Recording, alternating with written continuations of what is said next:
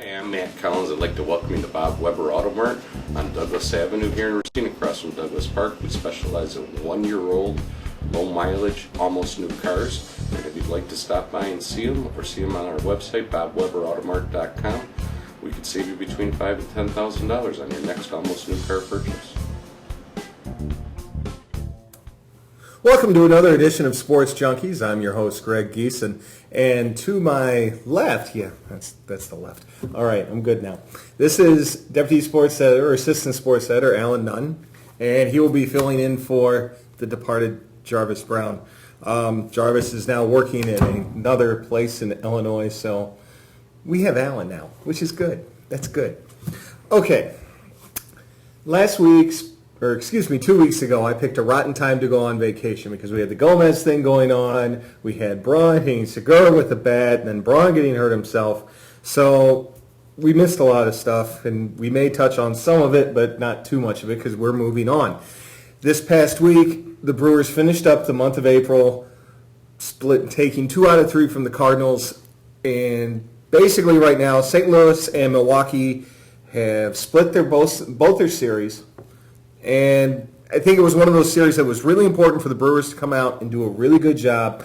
And those 2 extra inning games, phenomenal. It made a great statement, especially at Busch Stadium. But they finish off the month, and if there's one thing that I know that Alan has talked about in the office, especially with Cub fans, is the joy of raising the April pennant. April pennants. Now, looking back over the last 10 years, the team that has raised the April pennant has only, and this is in the National and American League, has only won a World Series 4 times. 3 of them were the Red Sox. I know. The other one was the White Sox, which breaks my heart. Now, the Brewers had the best record going out of April in 2007, missed the playoffs completely. This is not a guarantee that come October you're going to be moving forward. It is not. Brewers have won 20 games in a month 6 times. One of those was the 87 team that won 20 games both in July and August.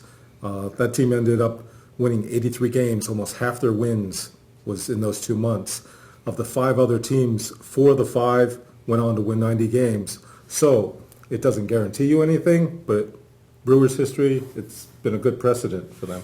Now, one of the important things that they talked about at the beginning of the season, before the season started, is that they want to get off to a fast start. If you look to the last couple of years, they would start really slow. I mean, they had a 9-game winning streak at the end of April last year, then went through that disastrous May. Their goal this year was to come out of the blocks quick. Now, that wasn't made any easier by having to face Boston, Philadelphia, St. Louis twice. They had a difficult schedule. They opened up the season against Atlanta. How big do you think it is that they were able to get through this period of their schedule? They still got 3 in Cincinnati starting tonight. How big is it that they were able to push through and... they would have 4. They have 4 in Cincinnati, but they are able to push through the schedule and still be successful. It's very important. It sets a tone in your clubhouse. It builds a winning atmosphere. They've gotten a lot of contributions from people that it wasn't certain what they were going to get from them. I mean, Scooter Gannett's done a nice job for them. Segura's been a little bit down, but my old baseball coach said just be strung up the middle, and the Brewers are. They're outstanding catcher, outstanding center fielder, an up-and-coming shortstop, and the second baseman isn't hurting them. So, one of the hard parts for him, though, is still, and Sparky and I talked about this 2 weeks ago, still first base. You're getting a ton of production out of Aramis Ramirez, and he uncharacteristically started the season really fast, which is very helpful for him. But you have Overbay and you have Reynolds, but even now, every time Overbay seems to come up late in the game, he's getting that hit. I mean, his average might not be great, but when it's time to hit, he's doing it. Well, if they keep working that platoon, they're going to get more production out of first base with that platoon this year than they got last year from the multitude of people they kept putting out there. And that was historically bad, without a doubt. The other question, Do you see this pitching staff, which is right now ranked second in the National League in ERA? Atlanta is ahead of them, which is amazing just to begin with. Atlanta, with all their injuries, is up there. You know this team can hit. They're ranked fifth in the National League in offense. Can this pitching sustain itself for the whole season? I think that's one of the big questions.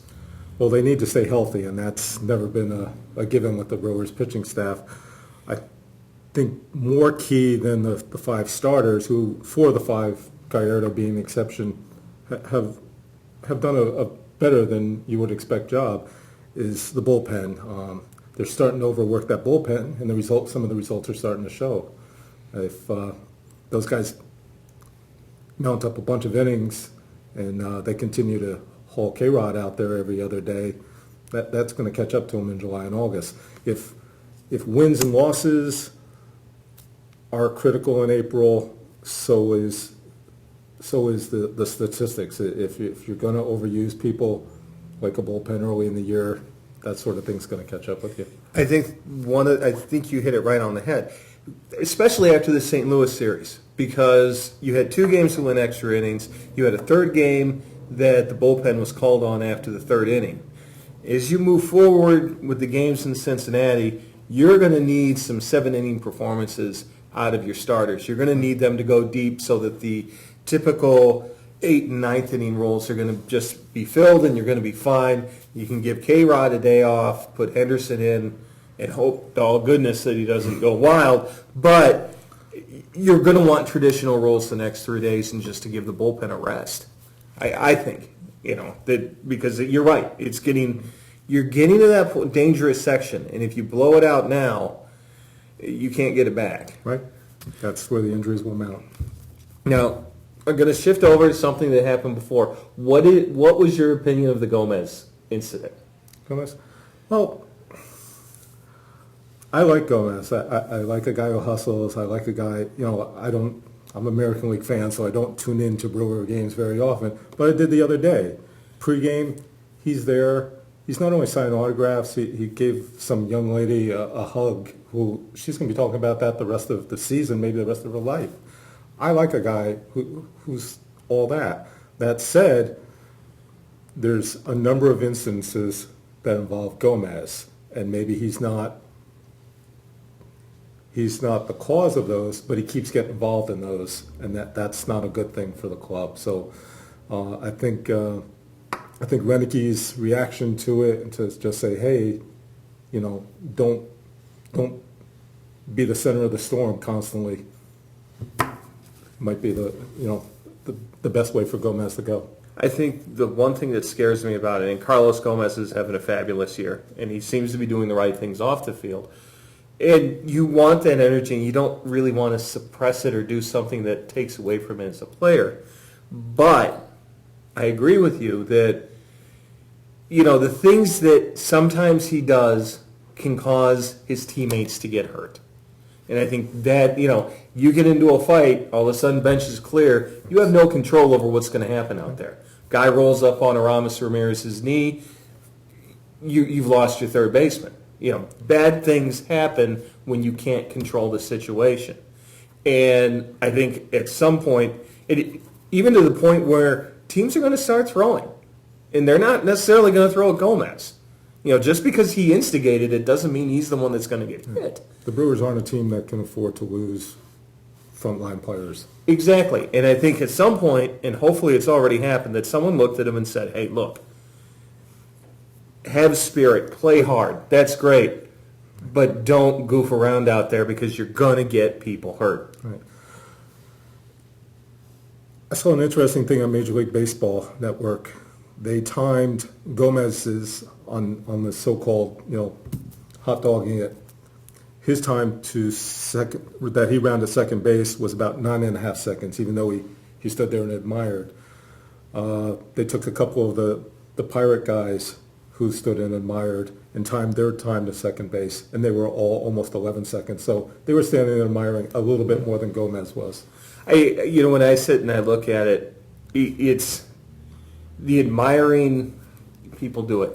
I get it. Okay, If I could hit I'm it not that far, I'd stand in Yeah, there too. if you put it out of the park, I have no problems with it. He didn't put it out of the park, and he still made it to third, which is amazing. He got to third. Exactly.